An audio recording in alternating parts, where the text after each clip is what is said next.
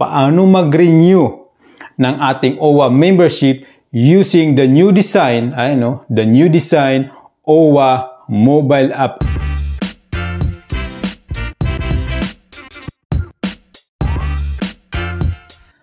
Welcome back puli kabayan, this is Dads from Dads Info TV, na isa pong OFW based dito sa Sudbury, Ontario, Canada. At kung bago ka pa lang sa ating channel kabayan, please consider to subscribe naman. Hit mo yung notification bell, yung all mismo, para like ang updated sa ating mga incoming videos na ina-upload.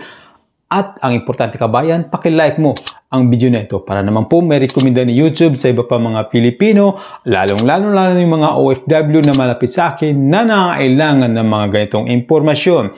Now, in this vlog nga po kabayan ay balik continuation po ito sa ginawa nating video last week. Kasi doon po sa previous vlog na ginawa nating kabayan ay ating pong tinalakay, ating pong pinag-usapan kung paano mag-renew ng ating OWA membership using the new design, the new design OWA mobile app kabayan. Ngunit sa nakaraang vlog po natin ay hindi po natin nagawang mag-renew kaagad. Gawa ng naghihintay pa tayo kabayan ng approval ng OWA. Since ako po ay naka-receive sa aking email na tayo po ay approve na mag-renew ng ating OWA membership using the new design OWA mobile app. So ito po ang ating gagawin ngayon kabayan in this vlog.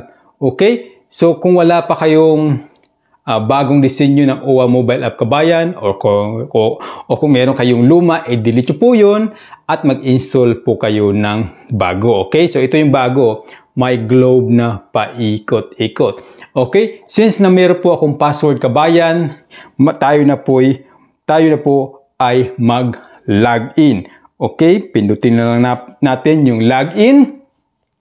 At ayan, i-enter nyo po ang inyong username at password at i-press nyo po ang login.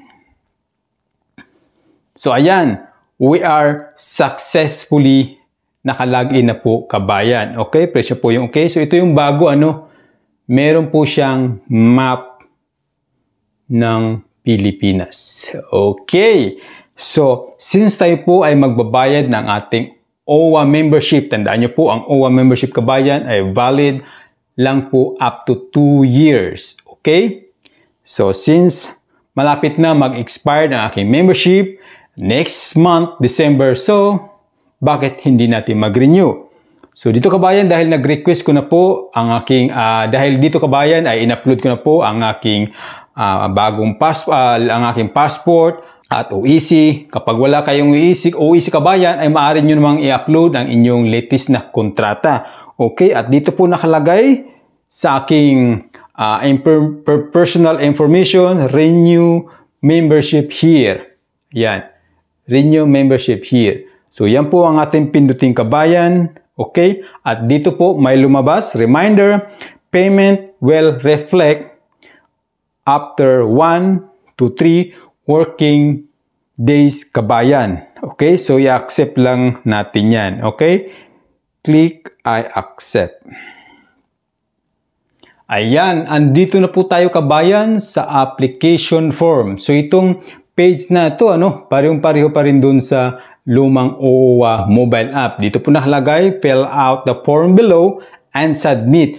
At kailangan nyo pong i-update ng mga information na nandito kabayan tulad ng employer nyo, contract duration, position, at job site. Since galing po akong Dubai, Middle East, at nandito na po ako sa Ontario, Canada, so kailangan ko pong i-update kabayan ang aking employer, ang aking position, at job site. So, kailangan ko munang palitan. Okay? At i-submit nyo na po kabayan. So, ayan, pumasok na tayo sa Land Bank. Okay? So, napansin ko lang, parehong-pareho pa rin talaga siya doon sa lumang mobile app kabayan. Okay? So, dito nakalagay, land-based worker fee, okay, pangalan, email address, merchant, yung merchant name is yung OWA, okay? At saka, select natin yung payment option. Dito kabayan ay meron tayong maraming pagpipilian na payment option. Okay? Maraming tayong pagpipilian. Pwedeng Land Bank, pwede pala sa OF Bank ATM card, pwede rin sa GCash, Kabayan. Maraming pagpipilian, ano? Pwedeng Cebuana, Luwelier. So, ayun, napakaraming option, Kabayan, ano? Since meron po akong account sa Overseas Filipino Bank or OF Bank, so ito ang ating pipiliin, Kabayan. Okay? And then, dito po nakalagay bank account number. Okay? So, ilalagay ko lang aking bank account number. Ayan, na-enter ko na po, Kabayan, ang aking bank account ng OF Bank. Okay? At kung wala ka pang account, Kabayan, sa Overseas Filipino Bank, ay libre po mag-open ng peso account at US dollar account. Libre po yan sa lahat ng mga Overseas Filipino abroad. Now, i-click na natin ang submit. Okay? Transaction details, payment history. So, ang renewal fee po, Kabayan, sa ating OWA membership, good for 2 years. Sa ngayon po, ang babayaran po natin is 1,419.75 na mayroong transaction fee na 7 pesos. Okay? And then, i-click mo yung malit na box. I certify. Yan. Okay. At i-check nyo po, Kabayan, kasi magsisend po ng OTP o one-time password doon po sa nirehistro nyo pong mobile number doon po sa OFW Bank. So, ayan, Kabayan, balik ulit tayo sa payment option, ano? Kasi wala pong na-receive na OTP number o OTP one-time password doon po sa mobile number sa Pilipinas. So, hindi tayo makapag-proceed. So, balik tayo sa payment option. Maraming mga option, Kabayan. So, mas maganda, piliin siguro natin yung cash payment, and GCash, Maya, ShopeePay, and GrabPay via MEG. Okay? So, yan ang piliin natin. Try lang natin, Kabayan. Okay?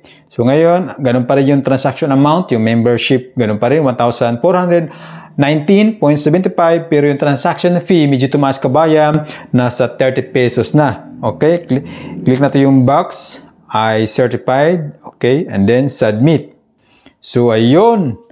Marami pong pagpipilian, Kabayan. Ang MEG Philippines. Ayan. Marami pong pagpipilian, Kabayan. Merong over-the-counter, merong wallet, 7-Eleven, Cebuana, Palawan Pawn Shop, Bayad, sa SM Mall o sa Robinson Mall, sa BDO. Marami pong pagpipilian, Kabayan. Okay? So, mamimili na po tayo, no? So, ayan. Ang napili ko, Kabayan, ay Cebuana Luwelier. Yan. Yan ay piliin natin. Okay, at sa baba, scroll down lang natin. At dito po nakalagay, Kabayan, mayroong disclaimer, ano? Please be informed that your transaction must be paid before November 21, alas 12 po ng tanghali. Dapat nabayaran na, Kabayan, otherwise, makakancel po itong transaction na ito. Okay? At i-proceed po natin. Press OK.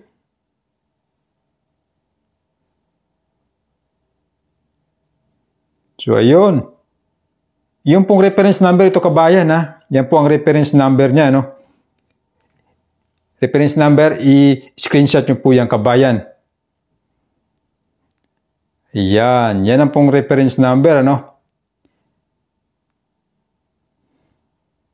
Okay. So, ayan. Tapos na, Kabayan. Na-process na po natin sa OWA mobile app ang ating OWA membership payment, ano? Pero hindi pa yan tapos, Kabayan, unless mabayaran natin doon po sa Cebuana Luwelier. So, ayan, Kabayan, at kung pagdating nyo po doon sa counter, tatanungin kayo kung anong service payment ang ginamit nyo. Ang sabihin nyo po, MEG, ayan, no? M-Y-A-G. Di ko alam kung MEG o MEG. Pagkakaalam ko, MEG ito. MEG, PH Payment Gateway. Sabihin nyo lang po, Kabayan, doon sa counter at ipakita nyo po ang reference number. Dapat i-screenshot nyo po ito, kabayan. Okay, kabayan. So, this is Dads from Dads Info TV. At kung meron ka pang mga questions at comment, kabayan, ay pakitype nyo lang po sa comment section ng ating video. This is Dads from Dads Info TV. Ako magpapaalam po muna po dito sa Sudbury, Ontario, Canada. See you soon. Shukran.